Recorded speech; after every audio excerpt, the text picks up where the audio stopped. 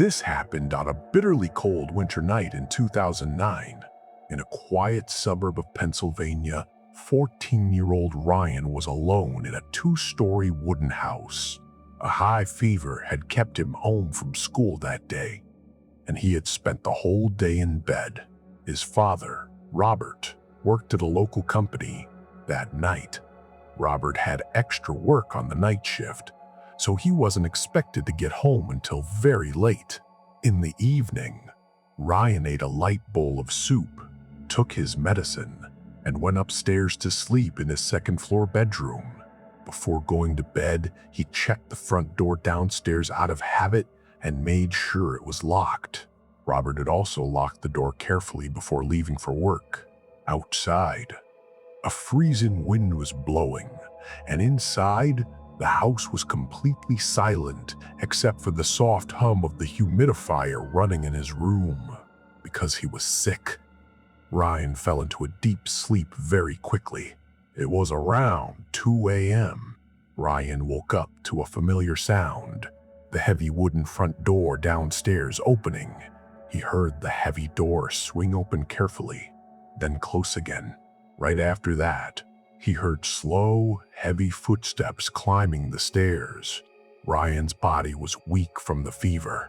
He figured his father had finally finished work and come home, still half asleep. He just stayed lying in bed and didn't bother turning on the light. The footsteps crossed the stairs and stopped right at Ryan's bedroom door.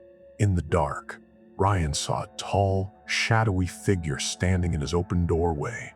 He couldn't make out the man's face at all because of the darkness. The shadowy figure stood completely still for a few seconds, peering into the room. Ryan thought his dad was probably just checking if he was asleep. After a moment, the shadowy figure said nothing and slowly walked down the narrow hallway toward the master bedroom next door. Ryan stayed frozen in bed. In the dark, all he could hear was the man's footsteps. A few moments later, even that sound stopped. That's when a strange, uneasy feeling started to creep into Ryan's mind. He always kept his bedroom door fully closed before he went to sleep, and his father knew that habit very well. But this man had left the door hanging half open. On top of that, whenever Robert came into the room, he would usually call his son's name in a low voice. Tonight, that familiar call never came. To settle his doubts, Ryan grabbed his phone from beside his pillow. His hands were shaking so badly, it took him a few seconds just to hold it properly. He quickly lowered the screen brightness so the light wouldn't spill out of the room, then checked his notifications. And that's when his chest turned to ice. There was a text message from his father, sent exactly 20 minutes earlier. It read, "Work's done. Just got in the car. It'll be another hour before I get home." In other words, the man who had just been standing in his doorway, the one now moving around in the next room, was not his father. A wave of pure panic crashed through Ryan's body. He was so scared he could barely breathe. He turned off his phone screen and froze in bed, trying to figure out what to do next. Right at that moment, he heard those same heavy footsteps again, coming from the hallway. The stranger had come back and stopped right in front of Ryan's bedroom door again. This time, the shadowy figure stood there in complete silence, staring into the room. Ryan didn't dare move, but right before he turned off his phone screen, a faint bit of light had spilled into the dark room. He had no idea if the man standing in the doorway had seen that light or not. A few seconds of breathless silence followed. Ryan felt like he could hear his own heartbeat. Then, for no clear reason, the shadowy figure suddenly turned and hurried down the stairs. This time, his footsteps were faster than before. A few moments later, Ryan heard the front door downstairs slam shut. Ryan somehow pulled himself together and called 911. His voice was shaking as he talked. and his fever made his words come out slurred. Still, he managed to tell the police that a stranger had gotten into the house, stood in front of his bedroom door, and had just left. The police arrived within about 10 minutes. Ryan's father was still on the road. As soon as he got the call, he started driving home as fast as he could, but he was still about half an hour away from the house. The police searched the entire house from top to bottom, but they didn't find any sign of a break-in.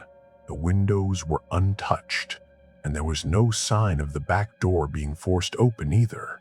Nothing had been stolen from the house. The television, the computer, even the cash sitting on the table, all of it was still exactly where it had been. The strangest part was that the lock on the front door hadn't been touched. Since there was no sign of the door or windows being forced open, the police figured the man must have had a key to the house.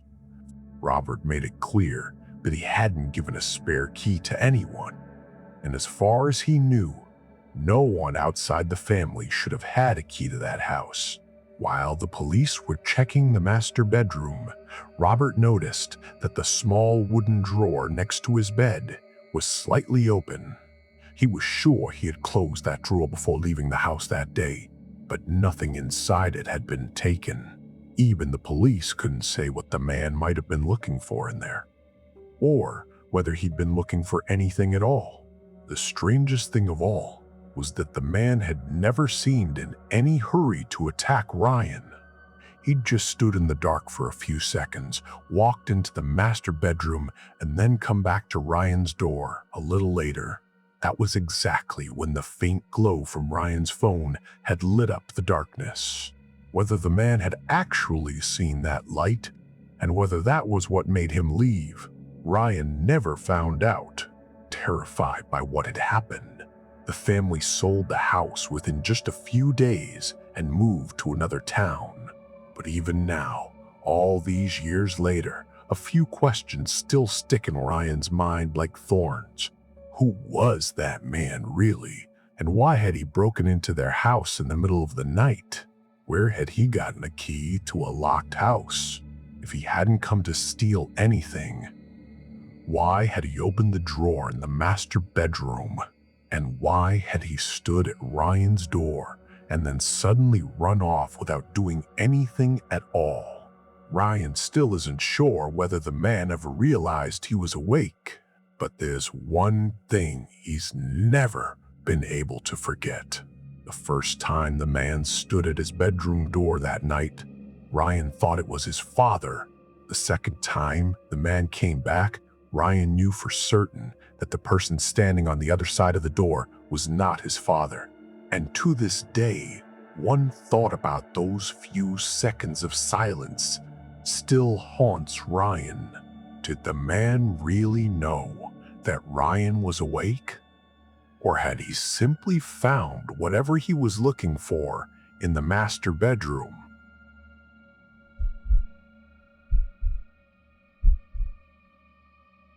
It was a night in late October 2015.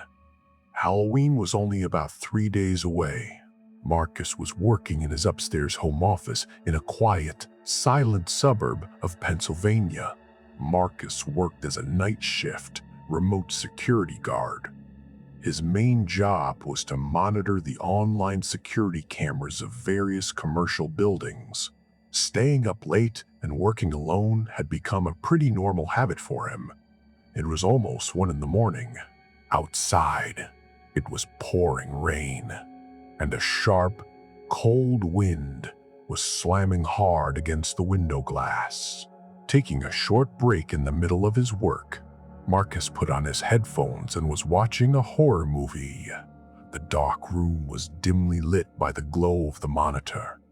Suddenly, through the steady sound of the heavy rain, he heard a very faint man's voice. It felt like someone was whispering something in a low voice right outside the room. Marcus immediately pulled off his headphones and sat still for a few seconds.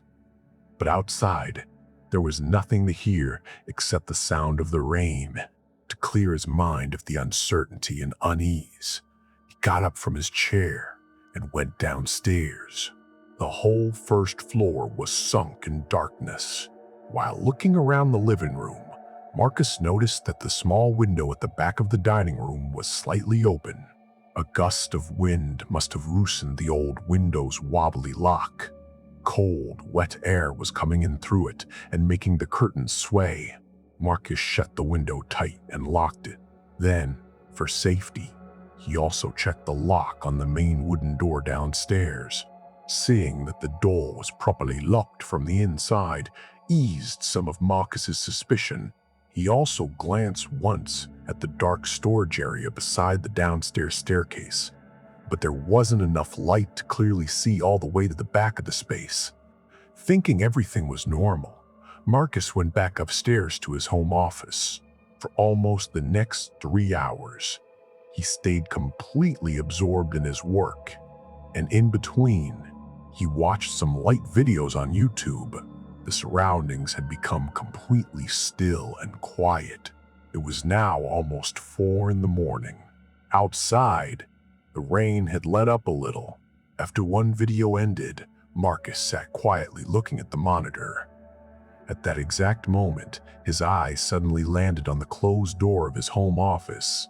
A small ceiling light in the hallway was still on. Through the small gap under the door, that light was spilling into the room. Marcus suddenly noticed a black shape standing still over the thin strip of light. After staring at it for a few seconds, he realized that someone was standing silently right on the other side of the door. Marcus's chest instantly went cold with fear. His biggest fear was that the wooden door to his office was not locked from the inside, only pushed shut. He stared at the door and froze completely for a few seconds. His hands and legs were going numb with fear. Somehow gathering his courage, he slowly got up from his chair and, without a sound, walked over and turned the inside knob to lock the door. At the same time, he picked up his phone from the desk. At that exact moment, the person outside seemed to go completely wild. He grabbed the outside doorknob with tremendous force and started twisting it like a madman, and began slamming hard against the wooden door. The whole door started shaking with a loud, terrifying noise. With trembling hands, Marcus called 911 and started giving his address in a very low voice. What happened next became his biggest source of terror. From the other side of the door, the unknown person started screaming Marcus's name in a completely clear and terrifying voice. He kept begging and pleading, saying, "Open the door, Marcus. Please open the door. I just want to talk to you for a minute." Marcus backed away in terror and pressed himself against the wall. The thought of how this man knew his name and how he had made it up to the second floor hit him like a brutal shock. He stayed as quiet as possible, following the instructions of the 911 operator on the other end of the phone. This chaos went on for almost 2 minutes. Then, suddenly, the screaming and pounding outside stopped. The black shape visible under the door stayed completely still for a few seconds. Marcus held his breath and stared at the door. Then he heard the sound of someone running quickly down the quiet hallway and down the stairs. Marcus didn't dare open the door. He only told the operator on the other end of the phone about that sound too. Right after the incident, the police arrived at the house, secured the whole area, went inside, and began their investigation. During the investigation, they found no signs that the front door had been forced open. However, there were some very fine scratch marks around the lock cylinder. The police believed the man had used some kind of lock-picking tool to open the deadbolt and get inside. And after getting in, so that Marcus wouldn't grow suspicious or risk getting caught when he came downstairs, The man had cleverly locked the inside deadbolt again with his own hand. During the investigation, the police also learned something else. When Marcus had gone downstairs to close the window, the intruder had likely been curled up and hiding right behind the dark storage area beside the stairs. The spot was so dark and narrow that it was almost impossible to see anyone there without turning on the downstairs lights. When Marcus, no longer suspicious, went back upstairs, the man had stayed hidden there in complete silence for a full 3 hours, waiting. He was probably waiting for a moment when Marcus might open the door for some reason, but after about 3 hours, for some unknown reason, he quietly crept up the stairs and went to stand outside the home office door. But the most unsettling part of the investigation was something else entirely. Even after searching the whole house, the police couldn't find any letter, package, document, or anything else that would have let that night's intruder easily learn Marcus's name. Marcus's name wasn't even written anywhere on or near the front door. The police guessed that the man might have already known Marcus beforehand, or somehow learned his identity before coming to the house. But how he had learned his name was a question the investigation never answered for certain.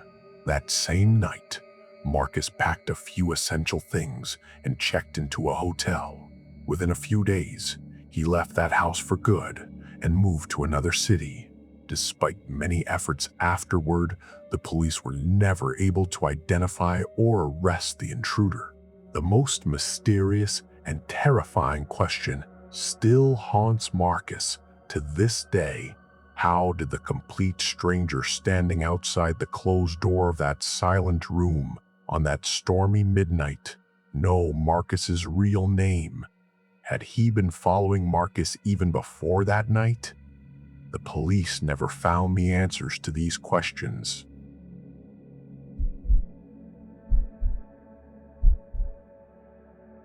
This happened in the summer of 2017. After finishing college, Luke decided he would go on a long road trip alone. His main destination was Minnesota. On the third day of his trip, just a few hours earlier, he had stopped at a small town's gas station and filled up his car. Everything had seemed normal. But that same night, the weather suddenly turned bad. It was a little past 11:30 at night. Thick darkness surrounded him, and the sky broke open into a violent storm. Luke had left the highway and was now driving down a narrow, one-lane connector road through an empty area. In the storm, his windshield wipers could not keep up anymore. After driving for a while, he spotted a small motel on one side of the road with a closed gas station right next to it. The motel's old neon sign flickered weakly, hoping to get some shelter from the storm. Luke pulled his car into the motel's parking lot and stopped. He got out of the car, walked up to the office door, and knocked. He rang the bell hanging outside a few times, but no one answered from inside. A strange, heavy silence seemed to hang over the whole place. The air carried a smell of damp moss and old wood. The situation felt uncomfortable, so Luke decided he would not wait around any longer. He got back in the car and started heading toward the main road again. But only about 15 seconds after leaving the motel, the engines suddenly shuddered. The headlights flickered a few times, then went out completely, and the whole car died. Luke turned the key again and again, but not a single light came on the dashboard. No matter how many times he tried, he could not get the car started. He pulled out his phone and saw the signal was very weak. Somehow, he managed to call the local emergency line and give his location. They tracked his phone's position and the approximate location of the road and told him help would take at least 40 minutes to arrive. Sitting alone in a dead car, in the dark, on an empty road was starting to feel unbearable for Luke. Outside, the rain and storm were still going strong. Waiting inside the car felt less safe to him than going out and trying to find help nearby. So he pulled a small flashlight from his pocket, pushed open the car door, and got out, thinking he would walk toward the motel or the gas station to see if he could find anyone there. But in his hurry, he did not notice that he had left the car door unlocked. He pulled on his cap and started walking back toward the motel. As he got close, he suddenly heard something heavy crash inside the building. The sound was so loud, it cut straight through the roar of the storm and reached Luke's ears. Fear crawled over his skin, and the hair on his arms stood up. He knew right away that something dangerous was inside. Without waiting another second, he turned and hurried back toward his car. When he was about 50 feet from the car, he pointed his flashlight at it, and in that instant, his whole chest turned to ice. A stranger was sitting quietly behind the wheel, right in the driver's seat of his car.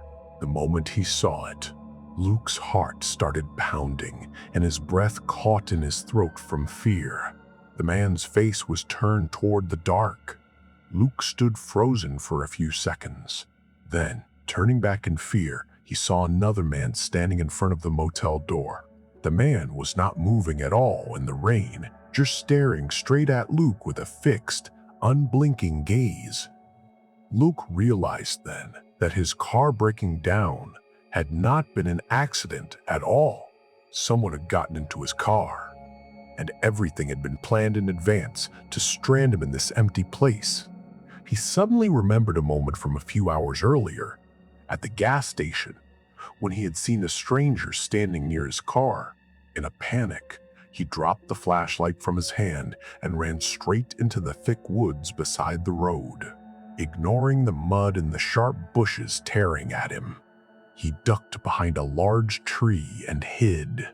For the next 40 to 45 minutes, he lay soaked and silent on the ground in the rain. After a while, he heard the sound of heavy boots on dry leaves somewhere in the woods. Someone was slowly searching for him. Sometimes the sound came closer, and sometimes it moved farther away. At one point, Luke heard two people talking in very low voices. He could not make out the words clearly over the roar of the storm, but he understood that they were still looking for him. Finally, far in the distance, he saw the flash of red and blue lights. As soon as the police car arrived, Luke came out of the woods and ran toward the officers. The police quickly took him somewhere safe and listened to the whole story. When Luke mentioned the motel and the gas station, one officer looked at him with surprise. The officer said there had not been a working motel or gas station on this road for many years. The place had been abandoned long ago. Still, the ruins of the old motel building and the gas station were still standing there. When the police took Luke back to examine the place, they found a strange match between what he had seen in the dark and what was actually there. The old motel building really was there, but it had been closed for many years. Most of the windows were broken, the plaster was peeling off the walls, and the neon sign should have stopped working long ago. Yet the police had no explanation for how Luke had seen that sign flickering. No one was found inside the building either. The very door where Luke had seen the man standing was tightly sealed shut with a rusted chain. The next morning, when the mechanic checked Luke's car and told him what he found, Luke's whole body went cold. The mechanic said someone had carefully installed a small valve in the fuel line, one that could cut off the fuel supply after the engine had been running for a certain amount of time. The mechanic added that whoever did it clearly knew what they were doing. The valve was set up so that once the engine was shut off and started again, the fuel supply would suddenly cut out within a few minutes without giving the driver any warning that something was wrong. Luke then told the police about the gas station from a few hours earlier. He mentioned that while filling up his car there, he had seen a stranger standing near his vehicle. At the time, it had seemed like nothing unusual. The police, however, were never able to identify who that man was. Luke had made it out alive that day. That much was true. But no one ever found out what that heavy crashing sound inside the old motel had been, or where the man standing in front of the motel and the man sitting in his car had come from. The police searched the surrounding area too, but they never found any trace of the two men. And the most unsettling part was a different question entirely. If the old motel really had been abandoned for so many years, then who had lit up its neon sign that night? Who had tampered with the fuel line in Luke's car? And how many other lost drivers had seen that flickering light in the distance on that dark road and thought they had finally found a safe place to stop? To this day, Luke still does not know the answers to those questions. But there is one thing he knows for certain. If he had stood at that motel door just a few minutes longer that night, or if he had gotten out of the car and waited there for help instead, they might never have found him the next morning.